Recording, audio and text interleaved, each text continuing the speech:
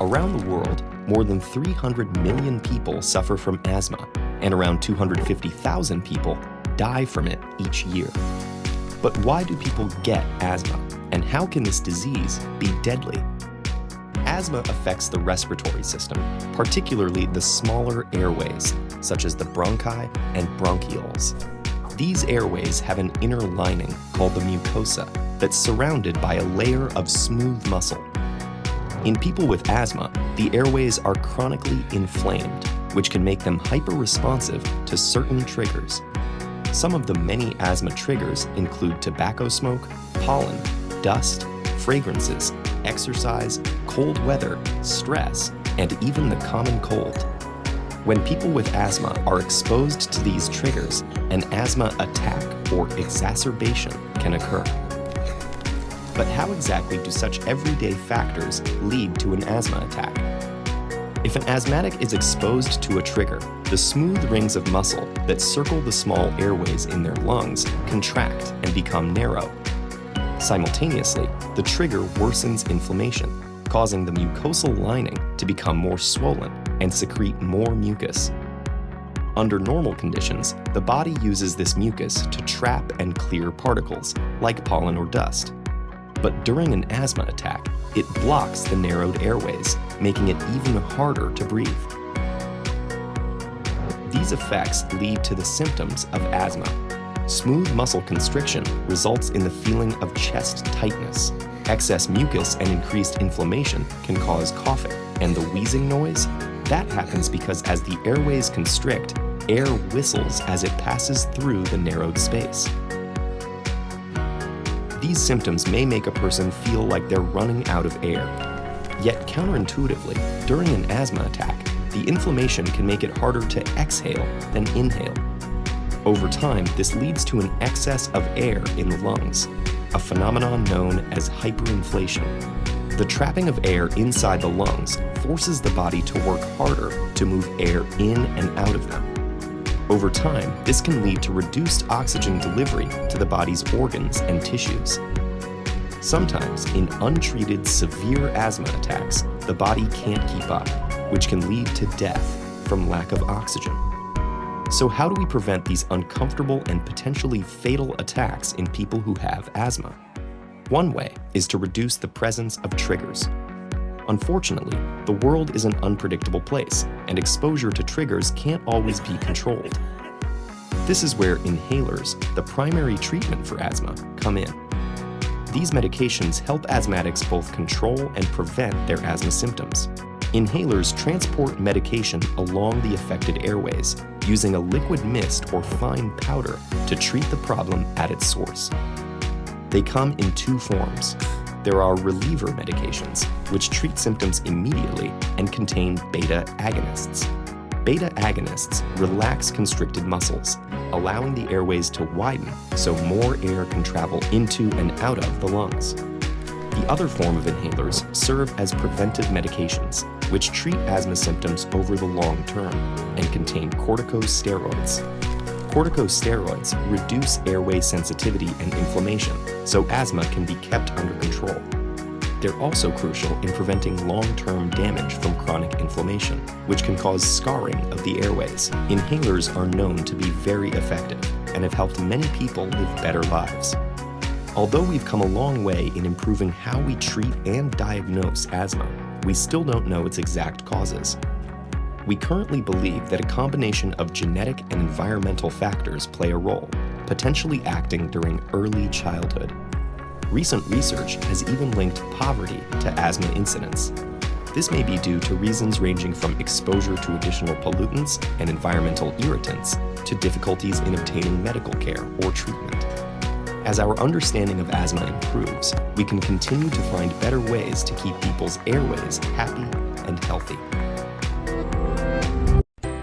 Asma adalah kelainan atau penyakit jangka panjang atau kronis pada saluran pernafasan yang ditandai dengan peradangan dan penyempitan saluran nafas yang menimbulkan sesak atau sulit bernafas. Gejala-gejala yang sering kita dapati antara lain sering batuk terutama pada malam hari, sulit bernafas atau sesak nafas, merasa cepat lelah atau lemah saat berolahraga, Mengi atau suara nafas berbunyi ngik-ngik, tanda-tanda flu atau alergi seperti bersin, sakit tenggorokan, dan sakit kepala, dan sulit tidur. Jika terdapat gejala-gejala tersebut, kenali sebagai tanda-tanda peringatan dini asma. Berikut adalah beberapa hal yang dapat memicu terjadinya gejala penyakit asma ialah infeksi, terutama yang berhubungan dengan saluran nafas atas seperti flu, bulu binatang, asap rokok atau polusi udara, obat-obatan misalnya obat pereda sakit antiinflamasi non-steroid seperti aspirin dan ibuprofen, emosi berlebihan atau stres, alergi makanan, cuaca termasuk perubahan suhu udara dingin dan lembab, kondisi dalam ruangan yang lembab atau berdebu, dan olahraga atau capek fisik. Begitu pemicu sudah diketahui, usahakan untuk menghindarinya agar dapat mengontrol gejala asma. Asma adalah suatu kelainan berupa peradangan kronik saluran napas yang menyebabkan penyempitan saluran napas atau hiperaktivitas dari bronkus, sehingga terjadinya gejala episodik berulang berupa mengi, sesak nafas, dada terasa berat, dan batuk, terutama pada malam atau dini hari. Penyebab pasti dari penyakit asma belum diketahui. Para peneliti berpikir beberapa interaksi faktor genetik dan lingkungan bisa menyebabkan asma. Paling sering terjadi pada awal kehidupan. Faktor-faktor ini meliputi kecenderungan untuk mengembangkan alergi yang disebut atopi, orang tua yang memiliki asma, atau infeksi saluran pernapasan tertentu selama masa kanak-kanak, atau juga kontak dengan beberapa alergen udara, atau paparan ke beberapa infeksi virus pada masa bayi atau pada masa anak-anak usia dini. Nah, estimasi prevalensi pasien asma dewasa di dunia yang didiagnosis oleh dokter adalah 4,3%. Prevalensi paling tinggi dijumpai di negara Australia, Nah, hari ini kita Swedia, akan menjelaskan Inggris, tentang inhaler Belanda, MDI dan karena Brazil. obat ini yang Sedangkan sangat di umum Indonesia, digunakan. berdasarkan Yang riset pertama, kesehatan buka dan dasar, lepaskan prevalensi penutup asma pada di mouthpiece Indonesia MDI. adalah Yang 4,5% kedua, dari kocok populasi. inhaler segera setiap kali Asma sebelum berpengaruh digunakan. pada disabilitas Ketiga, buang dan napas penuh kematian melalui dini mulut, terutama lalu pada pegang anak-anak usia inhaler 10 sampai dengan posisi 14 tahun. mouthpiece di bawah. Dan orang Lalu tua duduk tegak usia dengan 75 bernafas sampai dengan normal. 79 Selanjutnya, tahun. tekan bagian Di luar atas usia patung tersebut, konister bersama kematian dengan dini hidung berkurang, kiri secara namun perlahan lebih dan banyak mendalam memberikan melalui efek mulut, lalu disabilitas. tahan napas Saat selama ini, maksimal asma 10 termasuk detik. dalam 14 Selanjutnya, besar umur, penyakit umur, yang umur menyebabkan dengan air dan disabilitas buang. di seluruh dunia. Pemerintah Indonesia menganggap bahwa asma itu merupakan salah satu penyakit yang patut untuk mendapatkan perhatian penting. Karena itu, Kementerian Kesehatan menjalankan sebuah program tentang pencegahan munculnya kekambuhan asma dengan beberapa langkah sederhana yang dapat dilakukan oleh semua orang. Langkah-langkah tersebut adalah: yang pertama, berhenti merokok. Asma itu merupakan penyakit yang dapat dipicu oleh banyak trigger berhubungan dengan saluran pernapasan. Kita semua tahu dong kalau rokok itu kandungan zat berbahayanya sangat banyak. Karena itu, merokok dapat juga memicu timbulnya gejala asma. Yang kedua, hindari paparan asap rokok, debu, polusi udara, bau-bauan yang mengiritasi seperti parfum, obat semprot serangga, dan juga deterjen cucian. Nah, hal ini kita lakukan supaya alergen-alergen itu tidak terpapar dengan anak-anak atau bayi di usia dini sehingga dapat menimbulkan asma berdasarkan penyebabnya tadi. Yang ketiga, jangan memelihara hewan seperti anjing dan kucing. Penderita asma juga cenderung mengalami alergi serta saluran pernapasan yang sangat sensitif. Bulu atau rambut dari anjing dan kucing merupakan salah satu alergen atau pemicu alergi yang sering ditemui.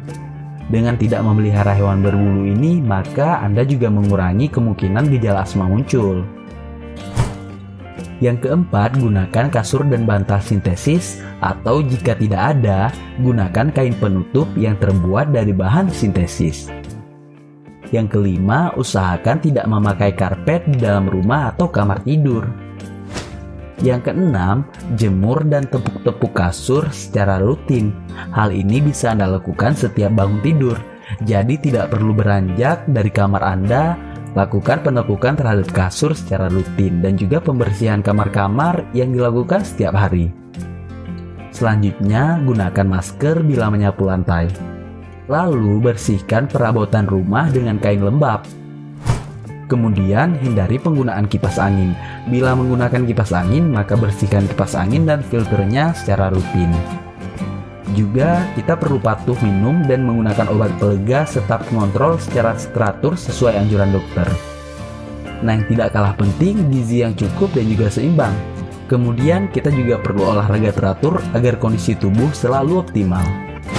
Ya, kurang lebih semua instruksi itu bertujuan untuk mencegah terpaparnya saluran pernapasan dengan antigen, alergen, ataupun zat lain pemicu inflamasi yang dapat men-trigger terjadinya gejala asma. Serangan asma dapat mengganggu pekerjaan pada orang dewasa dan mengganggu aktivitas belajar pada anak-anak. Pada kondisi yang lebih berat, asma dapat mengancam jiwa dan menurunkan kualitas hidup penderita. Ini mencerminkan adanya kebutuhan edukasi untuk meningkatkan kesadaran seluruh lapisan masyarakat terhadap penyakit asma dan mencegah pasien asma mengalami serangan asma atau asma yang menetap. Kita akan belajar mengenai macam-macam dari inhaler.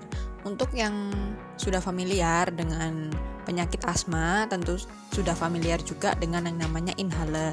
Inhaler ini merupakan bentuk sediaan farmasi khusus yang dirancang untuk orang-orang yang menderita asma. Jadi, inhaler ini cara pemakaiannya adalah dihirup.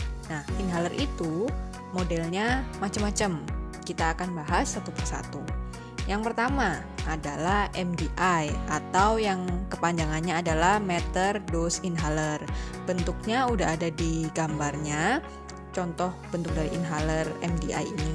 Nah, MDI ini dia kan dari namanya aja udah meter dose inhaler. Berarti dia itu merupakan inhaler yang dosisnya itu sudah termeter atau sudah terukur. Jadi untuk pasien asma kan memakai inhaler ini dengan cara dihirup. Tentu kekuatan hirupan antara satu orang dengan orang yang lain itu pasti berbeda, sehingga menyebabkan dosis obat yang dihirup juga beda. Nah, itulah sebabnya muncul MDI ini, karena dia sudah termeter, sehingga harapannya ketika dihirup dan bareng sama ditekan tombolnya, itu dosis yang keluar adalah sama. Mau dia nekannya kenceng, mau dia nekannya biasa aja, itu dosis obat yang keluar tetap sama, sehingga diharapkan efeknya juga akan sama. Nah, MDI ini cara pakainya adalah dengan cara ditekan. Sembari ditekan, si pasien juga harus menarik nafas dalam.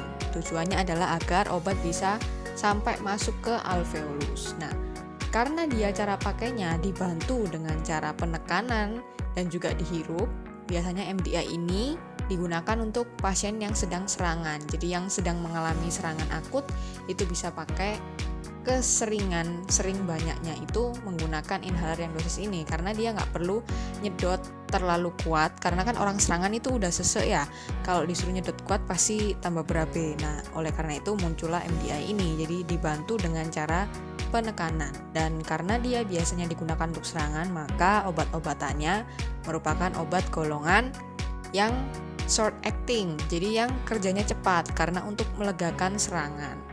Oke, inhaler yang kedua adalah diskus haler. Bentuknya udah ada seperti yang tertera di gambar. Dia bentuknya adalah seperti lingkaran. Nah, kalau digeser maka akan keluar tempat untuk menghisap inhaler tersebut. Dia bentuknya seperti lingkaran, seperti CD gitulah ya. Nah, seperti compact disc. Nah, cara pakainya, kalau tadi MDI dengan bantuan penekanan, kalau diskus haler nggak ada tombol, tapi dengan cara dihisap. Nah, dihisap ini menyebabkan orang itu kan harus punya effort lebih ya kan untuk menghisap. Oleh karena itu biasanya obat-obatan asma yang pakai bentuk diskus haler ini bukan merupakan obat untuk serangan, karena diperlukan effort untuk menghisap tadi itu. Dan karena dia bukan untuk serangan, maka kebanyakan, sebagian besar isi dari obat-obatan yang dibentuk dalam bentuk diskus haler ini merupakan golongan long acting biasanya. Long acting ataupun kadang-kadang juga ada kortikosteroidnya, karena mereka ditujukan untuk mencegah. Jadi biar asmanya nggak kambuh, itu rutin pakai diskus haler. Tapi nanti kalau ketika kambuh bisa pakai MDI. Golongan yang ketiga adalah handy haler. Tapi mungkin udah jarang ditemui bentuk handy haler ini. tapi sekedar cuman tahu aja ya kan. Nah, HandiHaler ini bentuknya kayak di gambar, kemudian nanti obatnya itu bentuknya seperti kapsul. Jadi dia terpisah antara device sama obatnya. Obatnya bentuknya seperti kapsul, kalau mau digunakan harus dimasukkan dulu ke dalam HandiHalernya. Kemudian di samping itu kan ada tombol. Nah, itu untuk menusuk kapsul itu tadi. Tujuannya kalau kapsulnya ditusuk maka obatnya kan akan keluar dari dalam kapsul ya kan, dan nanti si pasien menghirup. Jadi ini sama dengan Diskus-Haler, yaitu kita perlu effort untuk menghirup. Beda sama MDI. Kalau MDI dibantu dengan penekanan. Oleh karena itu, obat-obatan yang didesain dalam bentuk HandiHaler juga biasanya untuk long acting, karena untuk mencegah kekambuhan dari asma itu sendiri. Golongan yang keempat adalah Turbo-Haler. Dia bentuknya seperti peluru, turbo gitu ya kan. Nah, cara pakainya juga caranya dihisap. Sama dengan Diskus dan HandiHaler, dia nggak ada tombol seperti MDI, jadi pakainya harus dengan cara dihisap. Karena dia dihisap, dia ditujukan untuk pencegahan asma, bukan berisi short acting beta, tapi berisi obat-obat golongan LABA atau long acting, dan kadang juga kortikosteroid. Dan yang perlu diwaspadai adalah untuk obat-obatan asma, bentuk apapun yang isinya ada kortikosteroid dan cara pakainya dihisap, maka diwajibkan untuk pasien-pasien yang menggunakan harus berkumur setelah penggunaan obat-obatan tersebut. Tujuannya untuk apa? Karena obat-obatannya berisi kortikosteroid dan bisa menyebabkan efek samping, yaitu kandidiasis atau kadang sariawan di rongga mulut. Oleh karena itu harus kumur. Tujuannya setelah pakai obat mungkin ada sisa obat yang nempel di rongga mulut. Kalau udah kumur maka obatnya itu akan kebuang dan efek samping kandidiasis oral bisa diminimalisir.